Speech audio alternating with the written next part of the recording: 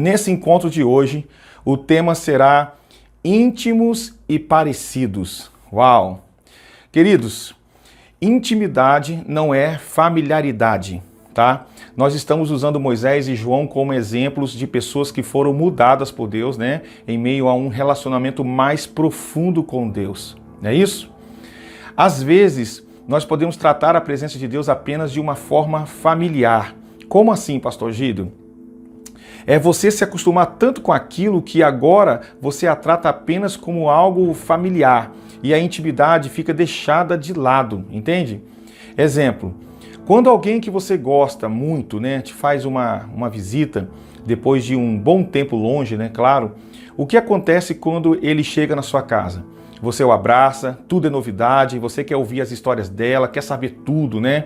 E tudo parece uma novidade para você, mas depois, com o tempo, a presença constante daquela pessoa vai ficando tão familiar para você que agora já não faz tanta diferença, né? Você se acostuma com a presença daquela pessoa.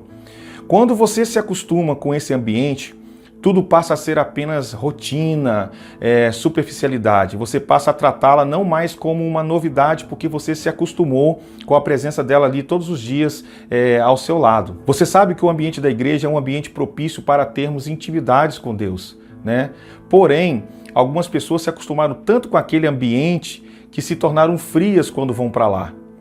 A frieza tomou conta do coração dessas pessoas e agora se tornaram apenas religiosas, frias na sua busca ali por mais intimidade com Deus. Esse é o perigo da familiaridade. Glória a Deus que Ele tem aquecido e despertado uma nova geração, né, por mais de sua presença, por mais intimidade com Ele. Amém? Você faz parte disso. Eu creio que você e eu fazemos parte da estação da intimidade que o Senhor tem nos proposto para esses dias.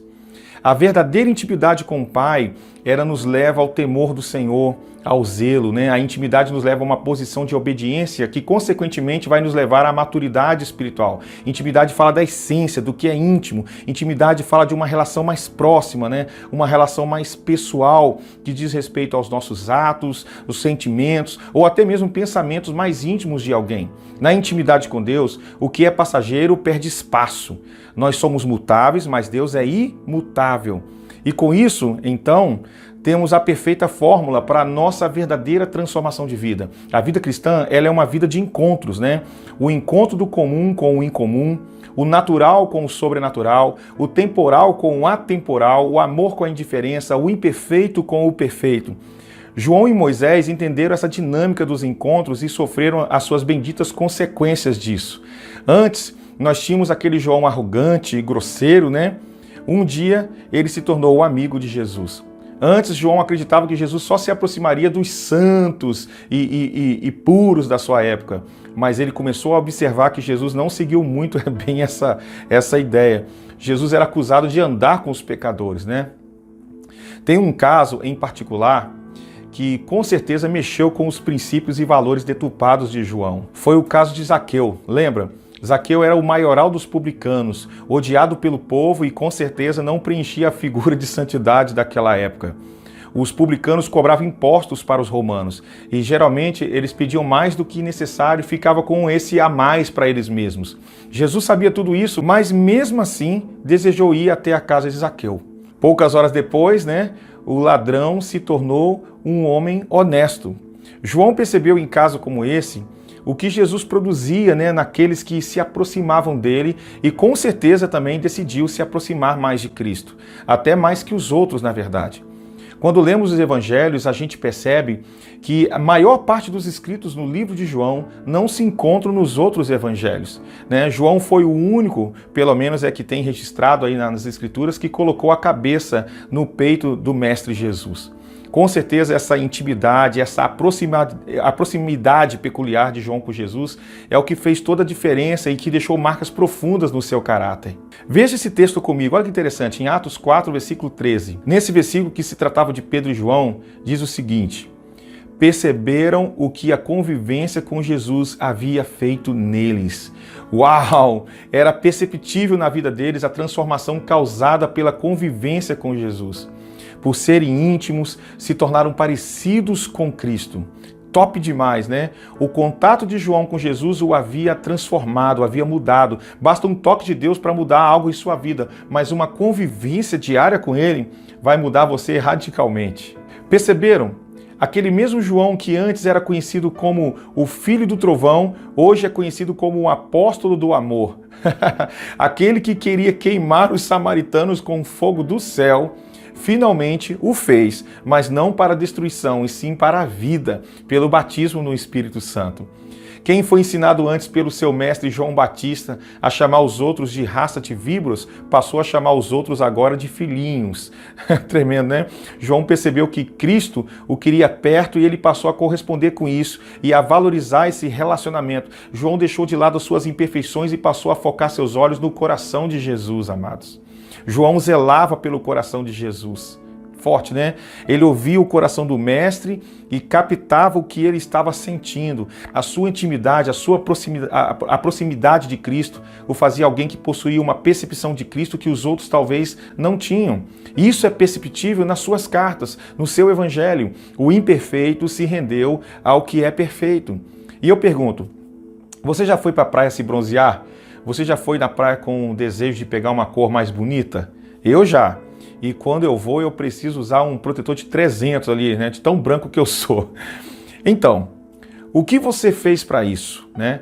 Chegou na praia, forrou a areia com uma toalha, né? Usou ali um bronzeador, deixou o sol fazer o resto, né? Assim, Moisés fez isso. Ele subiu os montes para ser transformado por Deus, né? Num desses encontros, ele voltou com o seu rosto brilhando, né? Ele voltou com o rosto bronzeado. Um rosto glorificado. Seu rosto brilhava com a glória de Deus. Em Provérbios 15:13 diz que o coração alegre aformoseia o rosto, né?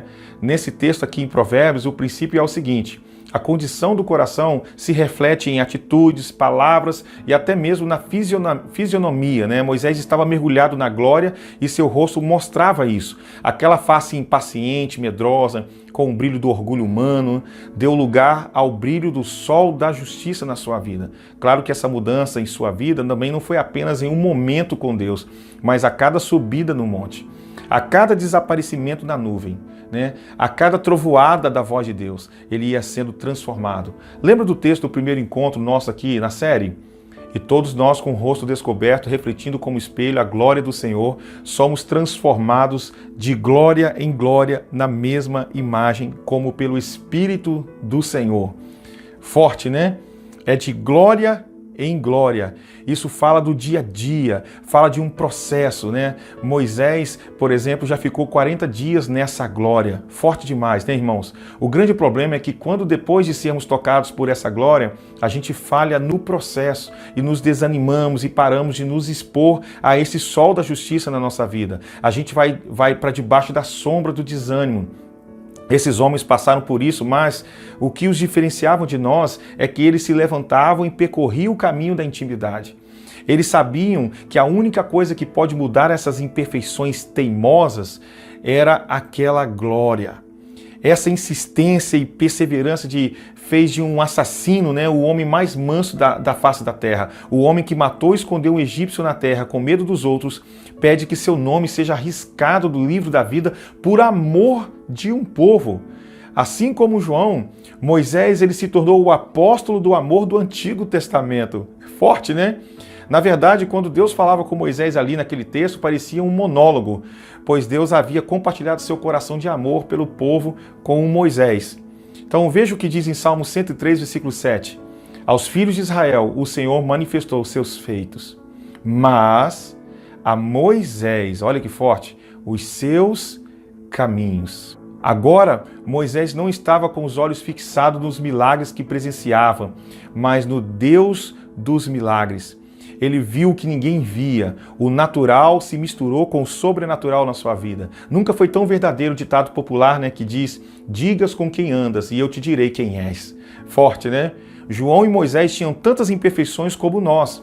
Eles estavam sujeitos aos mesmos sentimentos, mas decidiram perseverar em um relacionamento com aquele que é poderoso para fazer infinitamente mais do que tudo quanto pedimos ou pensamos, segundo o seu poder que opera em nós.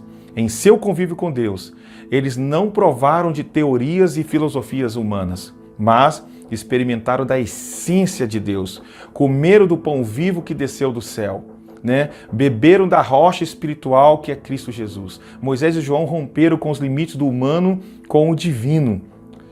Queridos, quando andamos com alguém por algum tempo, nós descobrimos quem é essa pessoa, não é verdade? Começamos com uma visão e vamos crescendo e a enxergando cada vez melhor. A mulher samaritana começou vendo um judeu. No decorrer da conversa ali, ela viu um profeta inspirado por Deus.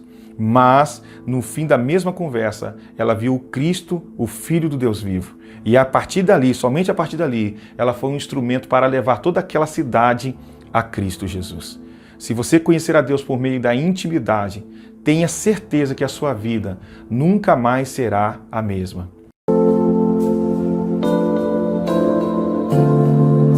Olá, eu sou o pastor Gideon. Você gostaria de pregar a palavra de Deus com bastante autoridade e conhecimento?